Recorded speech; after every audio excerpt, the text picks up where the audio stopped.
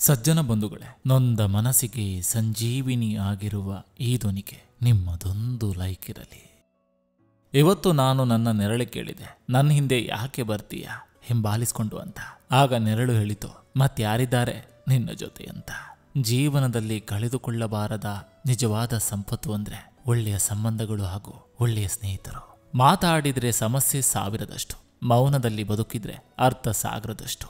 ದಾರಿಯ ಪ್ರತಿಯೊಂದು ತಿರುವಿನ ಅಂಚಿನಲ್ಲಿ ಮತ್ತೊಂದು ತಿರುವು ಹೇಗೆ ಅಡಗಿಕೊಂಡಿರ್ತದೆಯೋ ಹಾಗೆ ಬದುಕಿನ ಅತ್ಯಂತ ಕಷ್ಟದ ದಿನದ ಅಂತ್ಯದಲ್ಲಿ ಇನ್ನೊಂದು ಸುಂದರವಾದ ಬದುಕು ನಿಮಗಾಗಿ ಕಾದಿರ್ತದೆ. ತಾಳ್ಮೆ ಕಳೆದುಕೊಳ್ಳದೆ ಭರವಸೆಯಿಂದಿರಿ. ಮರದ ಎಲೆ ಉದುರಿ ಬೀಳುವಾಗ ಮನುಷ್ಯನಿಗೆ ಒಂದು ಸಂದೇಶ ನೀಡ್ತದೆ, ಹೇ ಮನುಜ, ನೀನು ಹೊರೆಯಾದ್ರೆ ನಿನ್ನವರೇ ನಿನ್ನನ್ನು ದೂರ ಮಾಡ್ತಾರೆ ಎಂದು. ಮನುಷ್ಯನಿಗೆ ಯಾವಾಗ ಒಬ್ಬರ ಅವಶ್ಯಕತೆ ಮುಗಿದಿರ್ತದೆಯೋ ಆ ಕ್ಷಣದಿಂದ ಅವರು ಮಾತನಾಡುವ ವಿಧಾನವೇ ಬದಲಾಗಿರ್ತದೆ. ಕ್ಷಮಾಗುಣ ಎನ್ನುವುದು ಹೃದಯವಂತರ ದೊಡ್ಡ ಸಂಪತ್ತು, ಆದರೆ ಅದನ್ನು ಹೃದಯಹೀನನಿಗೆ ನೀಡಿದಲ್ಲಿ ಅದೇ ದೊಡ್ಡ ಆಪತ್ತು. ಕ್ಷಮೆ ಆಗ್ಲಿ ದಾನವೇ ಆಗ್ಲಿ ಯೋಗ್ಯರಿಗೆ ನೀಡಿದಲ್ಲಿ ಮಾತ್ರ ಅದಕ್ಕೊಂದು ಶ್ರೇಷ್ಠತೆ. ಕಲರ್ಫುಲ್ ಭೂಮಿ ಮೇಲೆ ಕೇರ್ಫುಲ್ ಆಗಿ ಬದುಕು. ಇಲ್ಲಿ ಯಾರನ್ನು ಬದಲಾಯಿಸೋ ಹುಂಬತನ ಬೇಡ. ಹುಟ್ಟು ಗುಣಗಳನ್ನು ಸುಡಲೊರಟ್ರೆ ಖುದ್ದು ನೀವೇ ಆಹುತಿಯಾಗುವಿರಿ. ನಿನಗೆ ನೋಟಿನಷ್ಟು ಬೆಲೆ ಸಿಗ್ಬೇಕಂದಿದ್ರೆ ಮೊದಲು ಚಿಲ್ಲರೆ ಬುದ್ಧಿಯನ್ನು ಬಿಡು.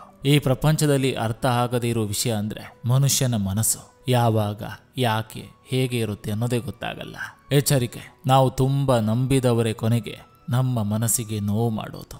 ಸಜ್ಜನ ಬಂಧುಗಳೇ, ಇದು ಇಂದಿನ ಸಂಚಿಕೆ ಅಂತ ಹೇಳ್ತಾ, ಈ ಸಂಚಿಕೆ ನಿಮ್ಗೆ ಇಷ್ಟವಾಗಿದ್ರೆ ದಯವಿಟ್ಟು ಒಂದು ಲೈಕ್ ಮಾಡಿ, ಜೊತೆಗೊಂದು ಕಮೆಂಟ್ ಮಾಡಿ. ಮತ್ತೆ ಮುಂದಿನ ಸಂಚಿಕೆಯೊಂದಿಗೆ ಅತಿ ಶೀಘ್ರದಲ್ಲಿ ನಿಮ್ಮನ್ನ ಭೇಟಿ ಆಗ್ತೇನೆ. ನಿಮ್ಮೆಲ್ಲರ ಮನಸ್ಸು ಪ್ರಶಾಂತವಾಗಿರಲಿ ಅನ್ನೋದು ಈ ವಾಹಿನಿಯ ಉದ್ದೇಶ.